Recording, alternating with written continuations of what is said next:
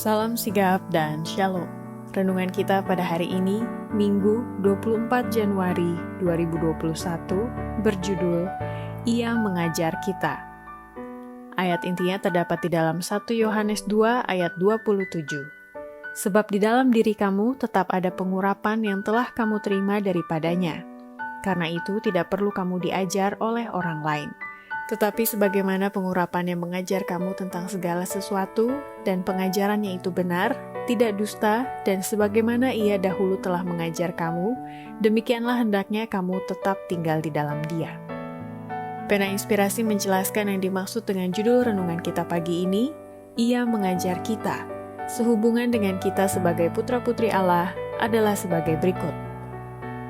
Pertama, setiap putra-putri Allah sudah semestinya mau diajar dan dipengaruhi oleh Roh Kudus agar pikiran dan kata-kata yang diucapkan setiap umat Tuhan menggembirakan dan menerangi jalan-jalan orang lain. Lengking ratapan penderitaan dunia ini terdengar di sekitar kita. Dosa memaksakan bayangannya kepada kita, dan pikiran kita harus siap sedia dengan setiap perkataan dan pekerjaan yang baik. Kita mengetahui bahwa kita mempunyai hadirat Yesus.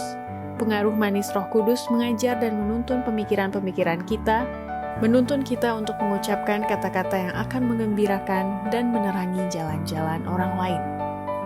Kedua, setiap putra-putri Allah sudah semestinya mau diajar dan dibimbing oleh Roh Kudus untuk bertindak sebagai obat penawar, membagikan berkat, mengobati kesedihan orang-orang sekitarnya. Roh Kudus akan memberikan kepadamu pengertian yang jelas agar engkau dapat melihat dan menggunakan setiap berkat yang akan bertindak sebagai obat penawar kepada kesedihan, sebagai cabang kesembuhan kepada setiap tetes kepahitan yang ditaruh dalam bibirmu.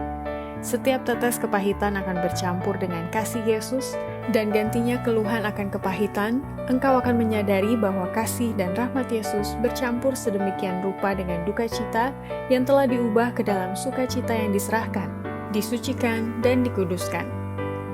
Ketiga, setiap putra-putri Allah sudah semestinya mau diajar dan mengizinkan Roh Kudus untuk bekerja secara nyata dalam kehidupannya dengan menunjukkan kelembutan dan kasih Kristus.